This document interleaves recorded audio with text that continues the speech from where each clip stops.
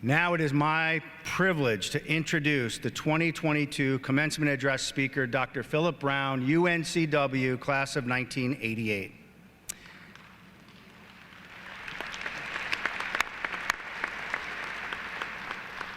Dr. Brown has been labeled as a dent maker by his colleagues, and he's known for disrupting organizations and systems. As a statewide leader guiding the vision and direction of healthcare through numerous roles with North Carolina Medical Society, Dr. Brown has influenced the organization to increase diversity in its leadership and include health equity as a guiding principle. Dr. Brown has been licensed by the North Carolina Medical Board since 1998 and certified by the American Board of Surgery, both in general and vascular surgery. He completed his general surgery residency at the Brody School of Medicine at East Carolina University, and then was a fellow in vascular surgery with Johns Hopkins University. His scope of practice included 2 years in academic surgery, followed by 12 years in private practice before taking a full-time healthcare executive role in 2016. Dr. Brown was recently appointed Chief Community Impact Officer for Novant Health, where he assumed responsibility for developing workforce equity and community health impact strategy. A member of Marshall Goldsmith 100 coaches, he also excels at helping develop inclusive, high-performing teams. Dr. Brown received his MD from the Brody School of Medicine at ECU in 1995 and a bachelor's in physical education from UNCW in 1988, where he graduated cum laude. Please join me in welcoming Dr. Philip Brown.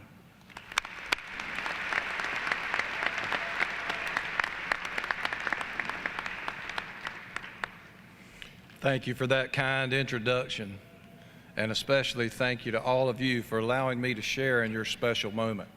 As a fellow Seahawk, I think it's most appropriate for me to take this moment to share the message in Wings Up format. So here we go. W.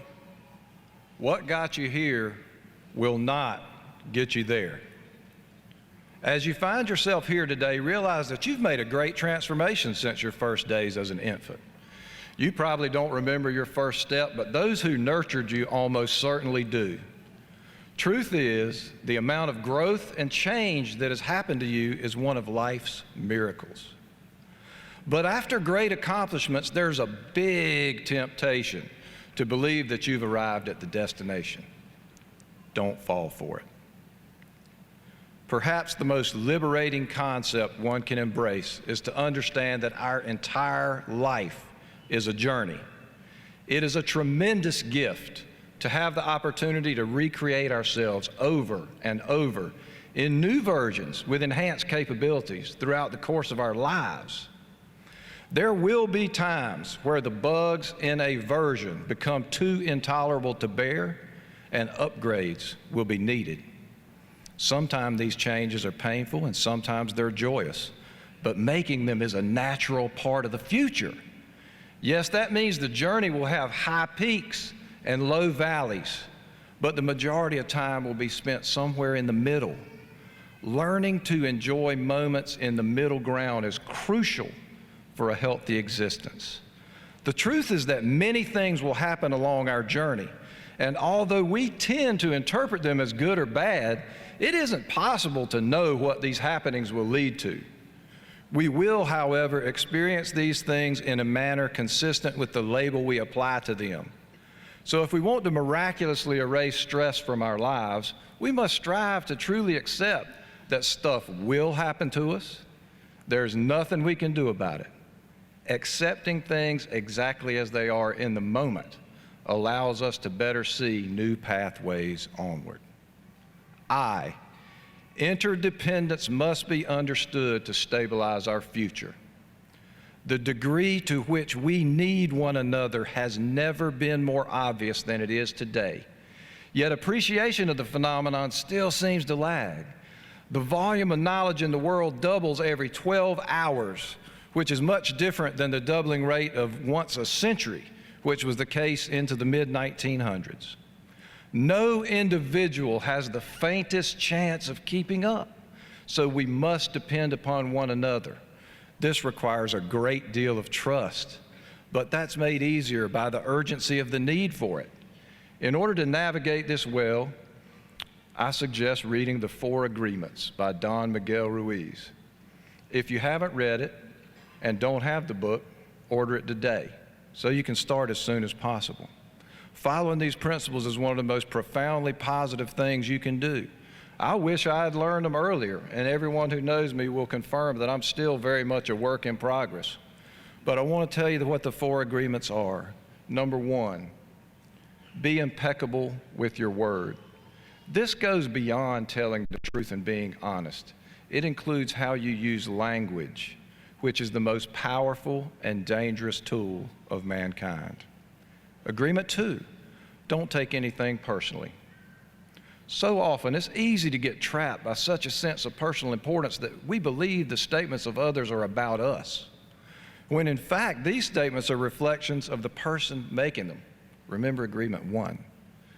Even insults directed at us have little to do with us unless we internalize them by eating the emotional garbage that's being flung our way. Just let it fly by and feel the positive difference in your life. Third, don't make assumptions. The older we get, the harder it is not to, but with practice, we can all get better.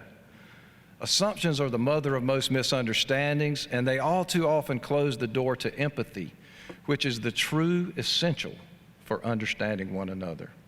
And fourth, always do your best.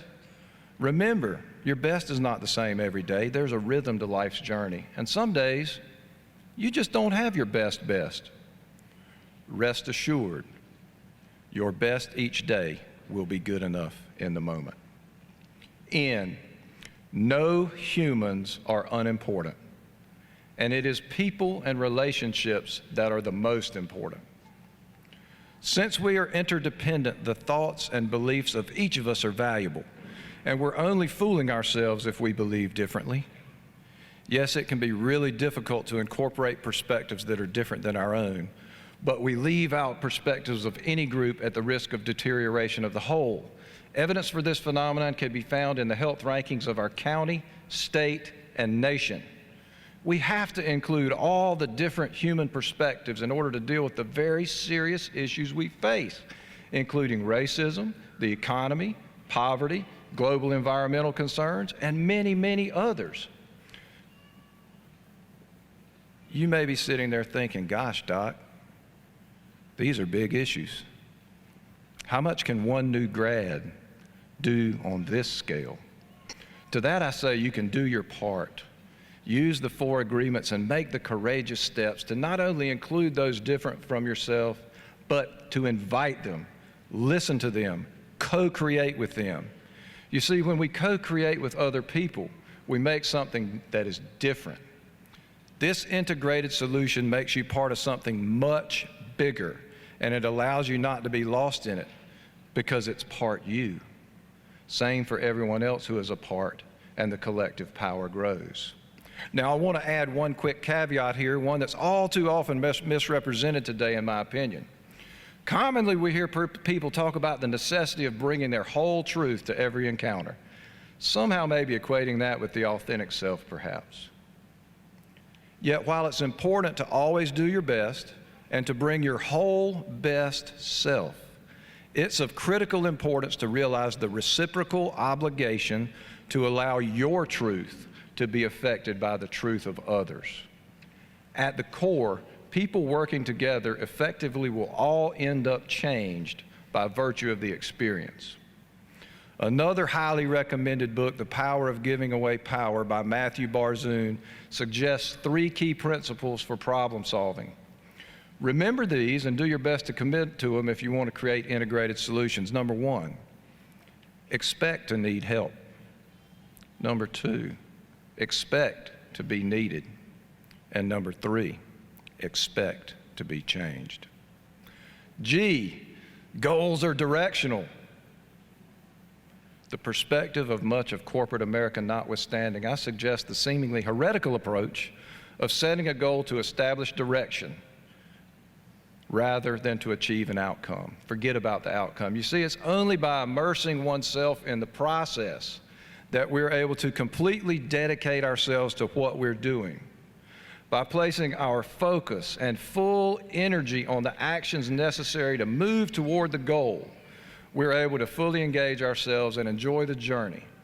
As a byproduct, the likelihood of meeting or exceeding the original goal actually increases, and you have the added benefit of the freedom to change the goal when circumstances dictate.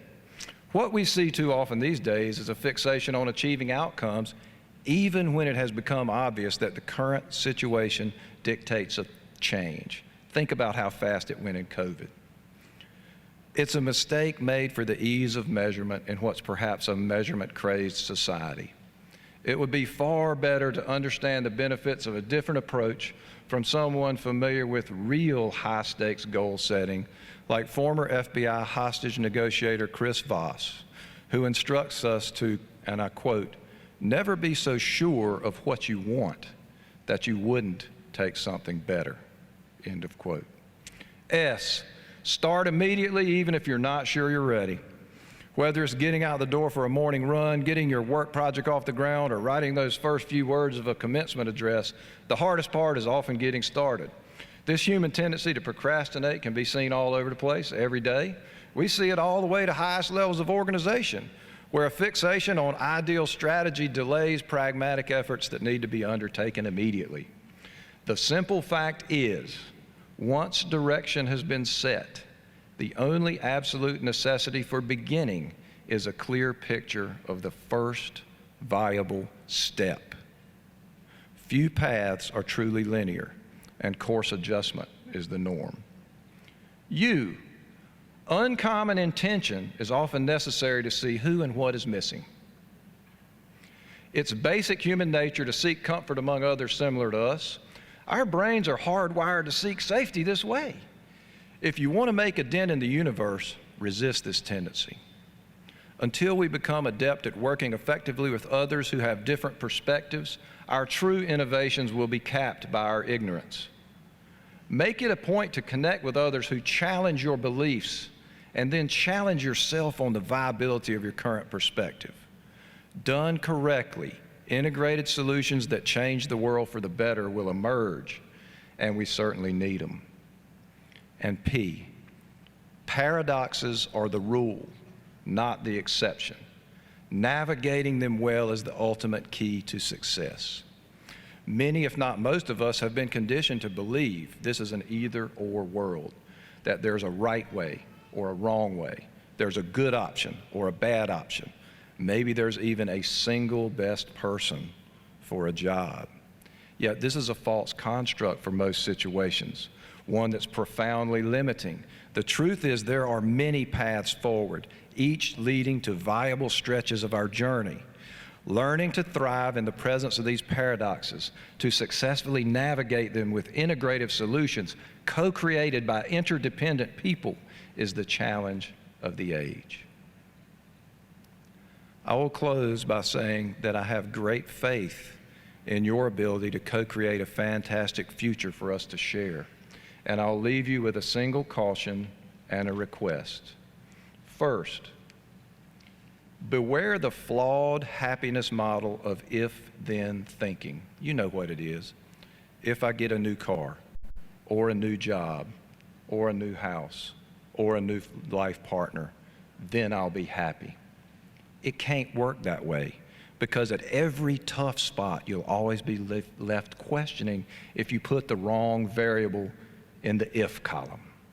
Instead, I ask you one thing, that is to start immediately by simply accepting the world exactly as it is. Acknowledge the present, flawed though it may be, and then do your very best to work with others to make the world better, one step at a time. Thank you for listening, and may your flight from here be a fantastic journey.